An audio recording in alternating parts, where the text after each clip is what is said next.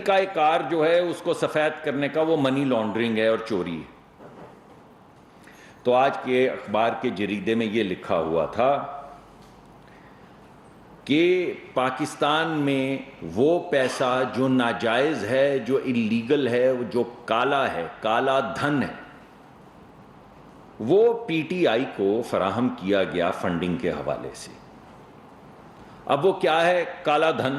وہ میں آپ کے سامنے رکھ دوں۔ پاکستان کے قوانین کے مطابق اگر آپ نے پاکستان میں سیاست کرنی ہے تو آپ پیسہ صرف پاکستانی سٹیزن سے لے سکتے ہیں، بس، کسی اور سے نہیں۔ اگر آپ نے پاکستان میں سیاست کرنی ہے تو آپ کسی فورن کمپنی سے پیسہ نہیں لے سکتے۔ اگر آپ فورن کمپنی سے پیسہ لیں گے تو وہ کالا دھن ہے، وہ اللیگل۔ آپ کسی فورن کمپنی سے پیسہ نہیں لے سکتے۔ اگر آپ فورن کمپنی سے پیسہ لیں گے تو وہ کالا دھن ہے، وہ اللیگل منی ہے۔ 2،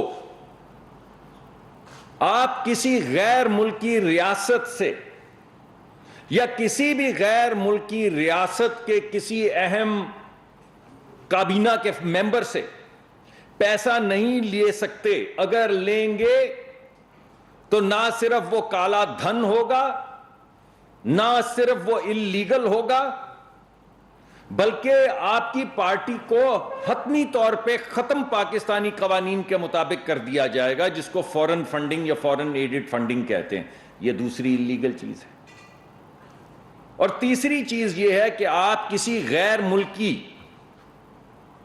پاکستانیوں کی بات نہیں ہو رہی، میں یہ کلیئر کر دوں، کیونکہ بہت سے لوگ ہیں جو پاکستان میں بھی رہتے ہیں، باہر بھی رہتے ہیں، ان کی ڈیول سٹیزن شپس بھی ہیں، مگر باہر کے کسی بندے سے جس کا کسی کارپوریشن سے تعلق ہو آپ پیسہ نہیں لے سکتے۔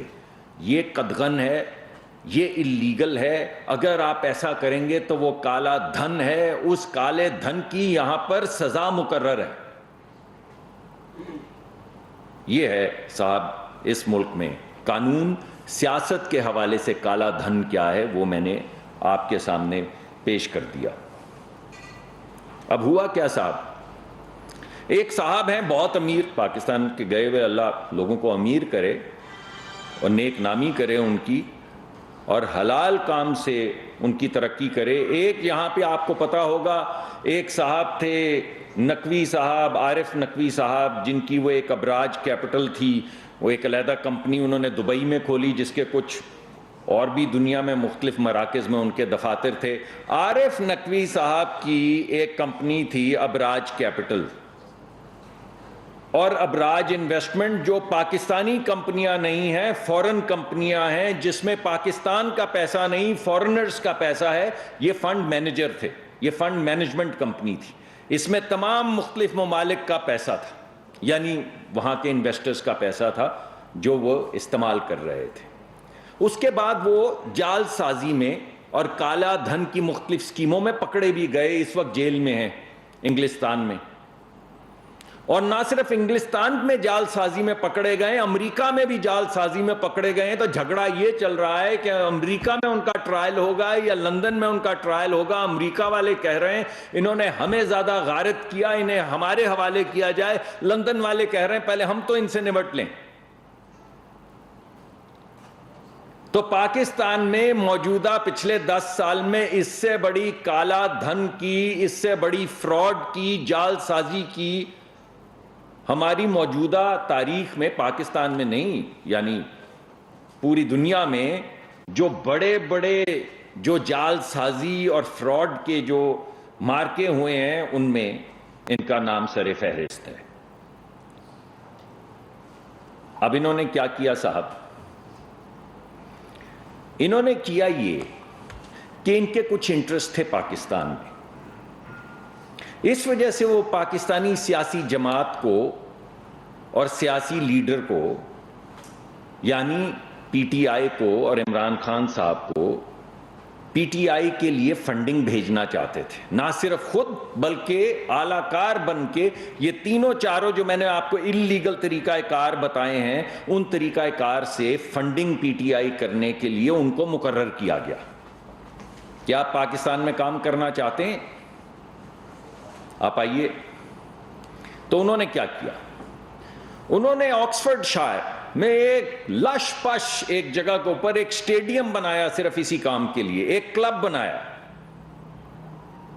اس اخباری میں آج کی خبر میں لکھا ہے کہ انہوں نے آکسفورڈ شائر میں ایک کرکٹ کلب بنایا, اس کا نام رکھا ووٹن کرکٹ کلب, اور اخبار میں لکھا ہے جس کا مقصد تھا پینا پلانا اور کرکٹ کھیلنا. یہ ریاست مدینہ کے لیے, ریاست مدینہ کی جو پولیٹیکل سیاسی جماعت ہے اس کے لیے ایک کمپنی کھولی گئی جس کے متعلق اخبار لندن کا یہ لکھ رہا ہے کہ وہ 2 مقاصد تھے ووٹن کرکٹ کلب کے, کہ تم اپنے بیٹے کی کمپنی جو ایک اور بیٹے کی وجہ سے صرف ویزا لینے کے لیے بنائی گئی کچھ مہینوں کے لیے, کیونکہ وہ ایگزائل میں تھے اور ملک آنے پہ واپس پابندی تھی جہاں سے ویزا مل سکتا تھا, لیکن کیونکہ تم اپنے بچے کی کمپنی میں ایک ڈائریکٹر تھے اور اس ڈائریکٹر ہونے کے حوالے سے وہ تنخواہ لے سکتے تھے, اگرچہ تم نے نہیں لی مگر کیونکہ لے سکتے تھے اس وجہ سے تم اب صادق اور امین نہیں رہے. اور آج کیا آپ کو میں بتا رہا ہوں کہ $1.2 ملین ایک غیر ملکی کمپنی بھیجتی ہے ووٹن کرکٹ کلب کو, جہاں پہ کون مہمان خصوصی ہیں؟ عمران خان. جہاں پہ یہ پشاور پرورٹس اور فیصل آباد فدا مکز جو ہیں وہ کرکٹ کھیل رہے ہیں, اور اس کی آڑ میں ہو کیا رہا ہے کہ $1.2 ملین کی فورن فنڈنگ آ رہی ہے, فورن کمپنی کی فنڈنگ آ رہی ہے جو کہ پی ٹی آئی کے اکاؤنٹ میں جا رہی ہے. چلے ایک ہو گیا. دوسرا کیا ہوا؟ ایک اور ملک, کوئی اور ملک, اس ملک کی کابینہ کے کوئی رکن £2 ملین ان کی طرف سے آئے. اس کی خط و کتابت بھی انہوں نے وہ بینہ طور پہ سب پیش کی ہے کہ اس طرح یہ ای میل ہوئی, یہ گفتگو ہوئی. یعنی نہ صرف ایک فورن کمپنی سے بلکہ ایک فورن ملک سے بھی اس کی کابینہ کے رکن سے £2 ملین بھائی صاحب نے لے لیے. اور اگر بھول چوک سے یہ سب کچھ ہو رہا تھا تو پھر یہ سارا ہنگامہ کرنے کی کیا ضرورت تھی؟ یہ پیسے تو سیدھے پی ٹی آئی کو آ سکتے تھے, تو ہم مان لیتے کہ بھول چوک تھی, شاید پتہ نہیں تھا, اگرچہ قانون میں اس کی کوئی گنجائش نہیں ہے. مگر یہ پورا ڈرامہ رچانا کہ ایک کمپنی بنانی, ادھر سٹیڈیم بنانا, اس سٹیڈیم میں ووٹن کرکٹ کلب بنانا, اس کرکٹ کلب کے اندر ووٹن T20 کروانا, وہاں پہ عمران خان کو بلانا, تاثر دینا کہ یہ ٹکٹوں کے پیسے ہیں, اور پھر غیر ملکی کمپنی سے بھی اور غیر ملکی لیڈرشپ سے بھی پیسے لے کر پاکستان بھیج دینا, اور پھر بھی صادق اور امین رہنا. واہ, پھر بھی صادق اور امین رہنا. اب آپ مجھے بتائیے کسے وکیل کریں, کس سے منصفی چاہیں؟ اب آپ مجھے بتائیے.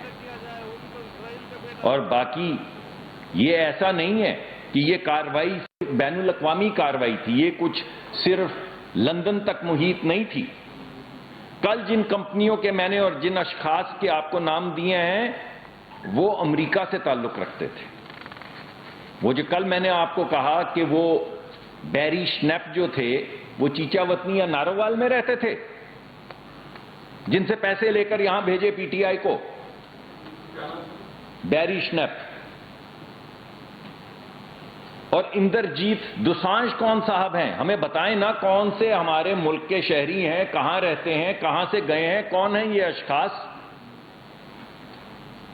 اور جب لکھا پڑا ہے یہ کہ آپ کسی کمپنی سے پیسے فورن کمپنی سے نہیں لے سکتے, تو کل جو میں نے آپ کو ڈنگ ڈونگ کمپنی بتائی تھی LLC, وہ کہاں تھی؟ اب میں اپنا فون دیکھ رہا ہوں, مجھے مل نہیں رہا, تاکہ میں آپ کو کچھ کمپنیوں کے نام اور بھی گنوا دوں تاکہ سب کی تسلی ہو جائے. تو 3 ہی چیزوں کی ممانعت تھی. آپ کسی غیر ملکی کمپنی سے پیسے نہیں لے سکتے,